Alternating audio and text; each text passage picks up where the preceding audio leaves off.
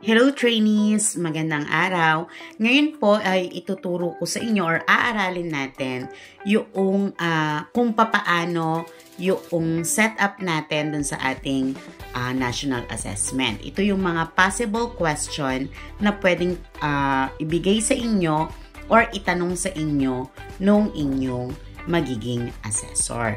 Tandaan ha, ito po ay possible question lamang. Ganito po yung itatanong sa inyo ng inyong assessor. Ito po ay kinocompose ng 20 question, pero 5 question lamang po yung kanyang itatanong sa inyo, or else nasa 7 to 8 question, ganun po. Depende po yun sa inyong magiging assessor. Ito lang po ay binibigay ko lang sa inyo as a reviewer, or i-review ko lamang po kayo kung talagang may natutunan tayo during our training. Okay? Kaya, let's start. Give me 5 core competencies in bread and pastry production.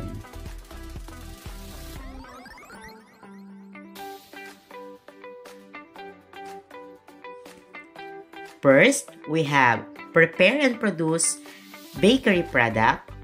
Next, prepare and produce pastry product.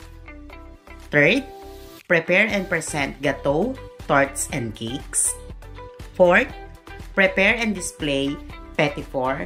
And the last is present dessert. Next question. 3 methods of mixing dough. Unang sagot, straight dough method, sponge dough method, and no-knead method. Next question, we have 3 stages of egg whites. Ano-ano ito? Soft bake, firm stage, then steep stage. Yan po yung ating 3 stages of egg whites. Next question po, ito naman po ay about sa mga flavors. Okay? Tatanungin po sa inyo ng inyong assessor, what is extract? Tandaan nyo po, ang extract po, ito po ay yung alcohol-based na tinatawag natin. And then what is an emulsion? Ito naman po yung ating acid-base. Tandaan nyo po, kapag ka-emulsion, ito po ay acid-base. Pag sinabi naman po, flavored emulsion or flavorings po, ito naman po yung ating tinatawag na oil-base. Okay. Now naman po, magtatanong po ako sa inyo and then mag-freeze po ako ng unti para malaman ko kung makakasagot po kayo or matetest natin yung ating inaral or kung nagre-review kayo. And then, after I freeze, ibibigay ko po yung tamang question or tamang answer. First question. How would you know if you have creamed the butter well enough? Papaano nyo daw pong malalaman kung na-cream nyo ng mabuti ang inyong butter?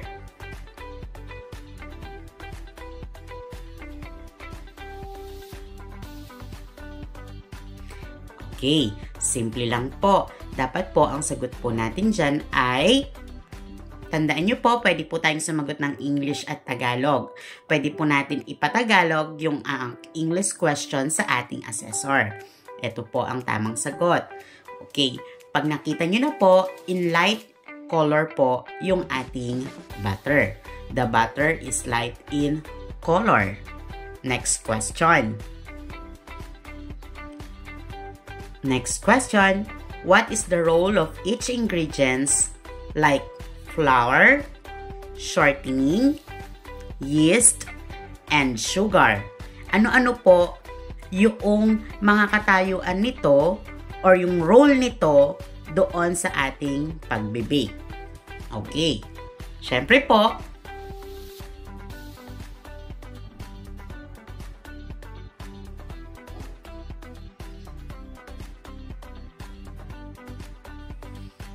ito po yung mga role nila.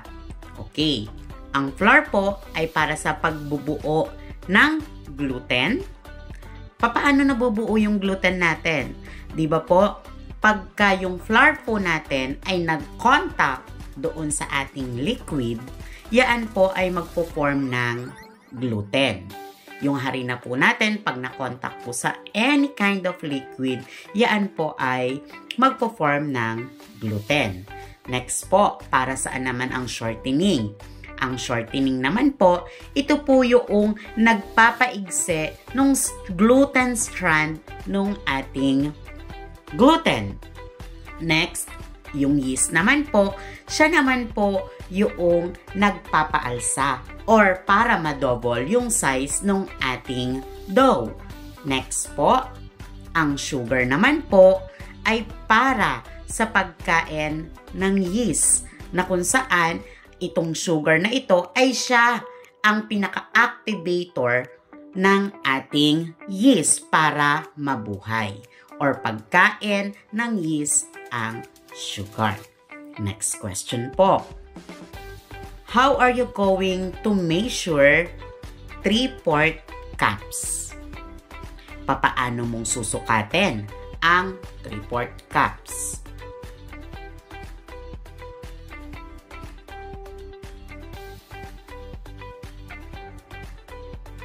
The answer is use 1/2 cup and 1/4 cup. Gagamit lamang po kayo ng 1/2 cup at 1/4 cup. Next question. How do you know that you have beaten the egg whites to thick? Papaano mo malalaman na na-whip mo ng mahusay or mabuti ang iyong egg whites?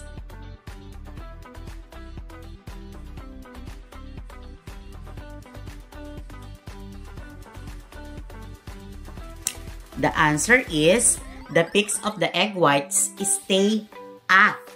Even the mixing bowls inverted the bowl or is to take consistency. Okay?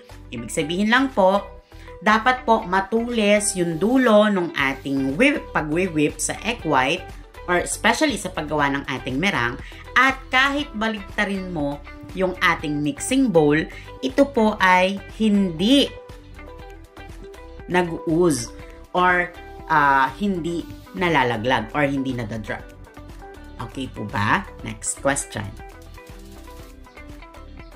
What is the difference between margarine and butter? Ano ang pinagkaibahan ng butter sa margarine?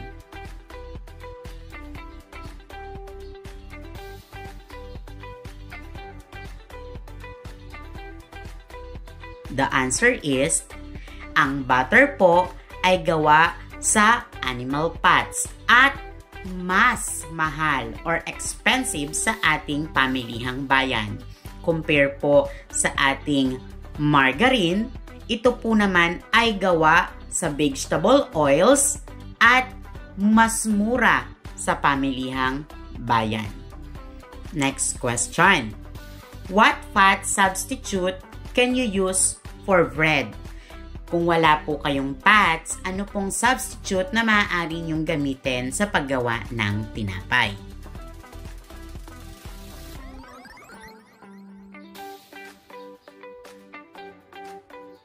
Okay, simple lamang po. Pwede po tayong gumamit ng butter and butter at margarine, pero hindi po masyadong ina-advise ang paggamit ng margarine sapagkat may mga ilang tinapay lamang po na ginagamitan nito dahil ang margarine po ay mas mababa ang kanyang fat content. Next question. Why do you preheat the oven? Bakit kinakailangan natin na i-preheat yung ating oven? The answer is, kinakailangan po natin ipainit yung ating oven to reach the desired temperature upang mas gumanda po yung ating luto nung ating mga binibaking na products. Next question. Why is it important to select the right pan for the baking products? Bakit natin kinakailangan na kumuha ng tamang lalagyan or tamang pan sa paggagawa ng ating mga binibake? Bakit natin kailangan gumamit ng tamang sukat ng pan para sa ating mga binibake?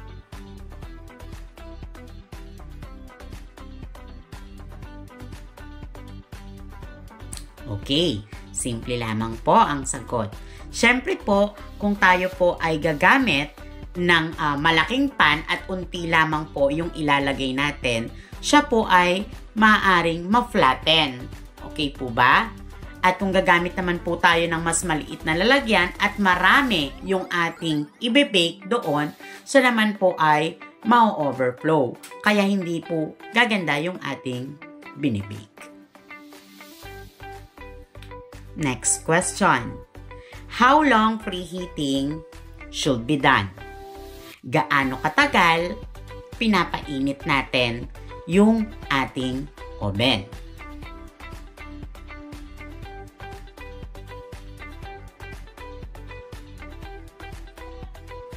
Okay, simple lamang po ang sagot. 15 to 30 minutes lamang po ang pagpapainit natin ng oven. Next question. Why do you let the dough rest after kneading? Bakit natin kailangan na i-rest yung kamamasa lamang natin na dough?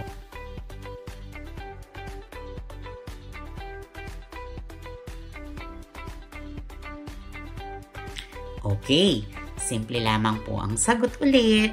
Siyempre po, kinakailangan po natin na i-rest yung ating dough para ma-double yung size at para magkaroon tayo ng tinatawag na fermentation stage na kung saan para ma-proof or para mag-double yung size ng ating binibake or yung ating dough.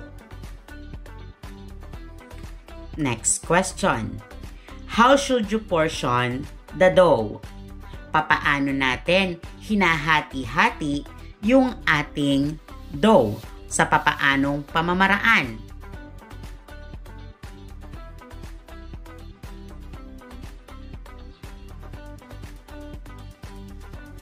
The answer is by weight. Tinitimbang natin siya. By scoop. Kung yung malambot yung ating dough, pwede natin siyang i-scoop, no? By ladle or by count. Ibig sabihin, pag kinat po natin yan, tinitimbang natin yan, and then kinakount po natin kung ilang piraso yung yield niya. Next question. How do you check the doneness of any baking product? Any baked products. Papaano natin malalaman kung naluto na ba yung ating binibake sa papaanong pamamaraan?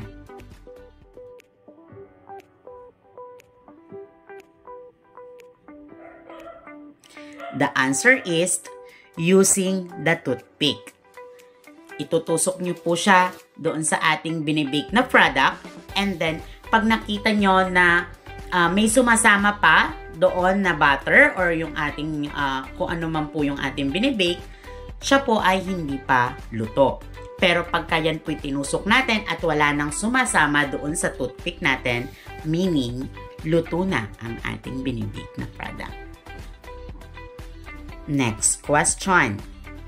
Where do you stock breads that will use 2 days from now? Ibig sabihin, papaano mo i-stock yung ating tinapay na gagamitin mo pa lang other day or 2 days from now.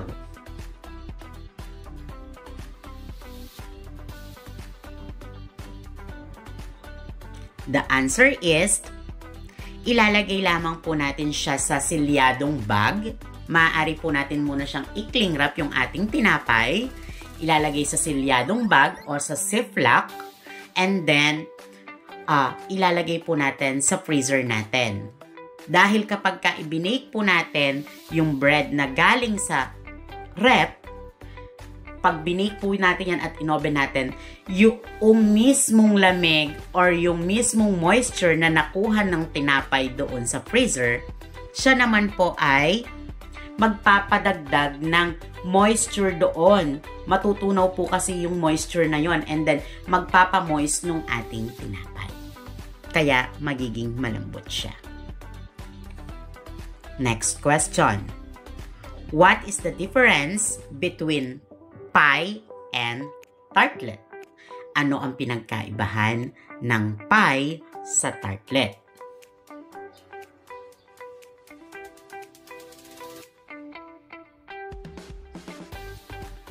Okay, the answer is, ang pie ay for multiple serving. Pangmaramihang serving ang pie. Ngunit ang tartlet, siya naman po ay pang single serve lang po yung ating tartlet. Next question. How can you plate a selection of petit pours to the guests? Papaano natin isa-serve ang selection of petit pours sa ating mga guests? Simple lamang po. Kukuha po tayo ng isang plate at ilalagay po natin doon yung ating selection of petit pours. And then, pwede po natin siyang lagyan ng chocolate, lagyan po natin ng fruits, or in short, pwede po natin siyang i-garnish. Depende po yan sa enterprises or standard ng ating pinagtatrabahuhan. Next question. What is the difference between extract and flavor emulsion?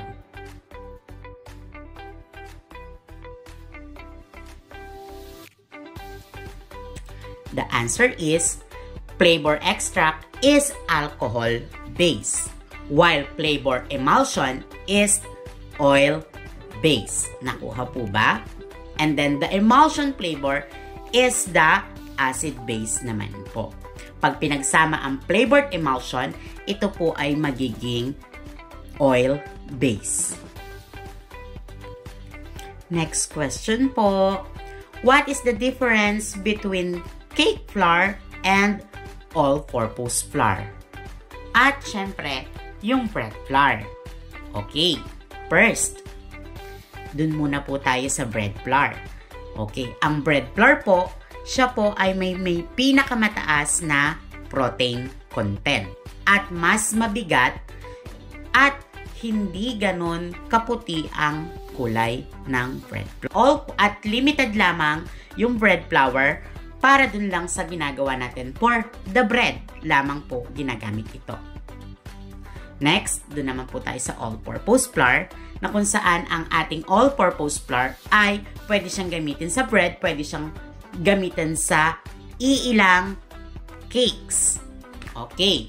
Na meron pong medyo white color compared dun sa bread flour at mas nasa medium protein content siya. Kumbaga, no? Medyo mababa compare doon sa bread yung ating protein content ng ating all-purpose flour. At hindi ganong super white compare doon sa ating cake flour. Sa cake flour naman po natin, ang cake flour po natin ay siya ang may pinaka magaan, siya ang may pinaka maputi at kakaunting protein content. Compared doon sa all-purpose at bread flour, siya ay may pinaka kakaunting protein content at mas magaan at mas maputi compare sa two flour. Next question. What mixing method were demonstrated in baking products? Anong mixing methods yung ginagawa po natin sa pagde-demonstrate sa paggawa ng ating baking product?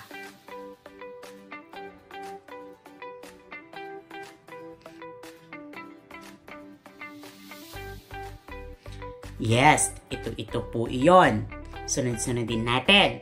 We have blending, folding, beating, cutting, creaming, kneading, whipping, stirring, and sifting. Yan po yung ginagamit natin na mixing methods were demonstrated in baking products. Next question. Why do we preheat the oven? Bakit kinakailangan nating i-preheat yung ating oven?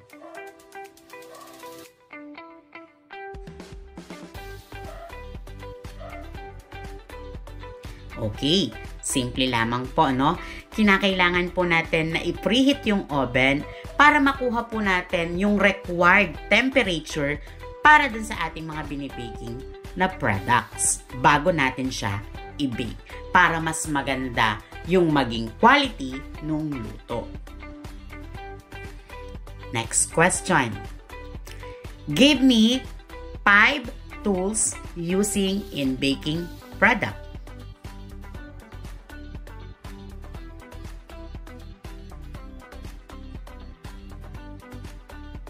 Okay, marami po tayong klase ng baking tools na ginagamit po natin sa ating pagbe-bake.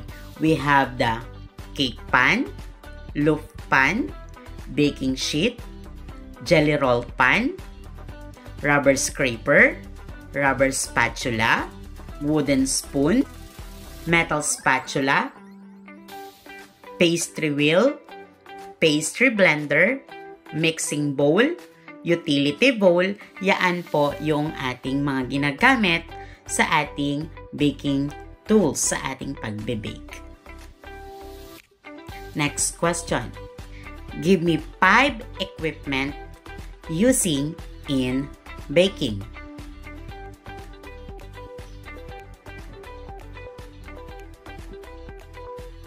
Okay. Kapag sinabi po natin na equipment, ito po yung malalaki, ito po yung electric, yung mga sinasaksak natin. Yan po yung ating mga equipment po. Iba po ang tools sa equipment. Okay, ang equipment po natin ay yung ating working table na stainless. We have dough cutter machine. We have oven, hand mixer, stand mixer, blender, food processor. At, syempre po, yung mga ginagamit po natin na slicer, spiral dough mixer, yan po yung ating mga ginagamit na equipment. Last question. What is baking?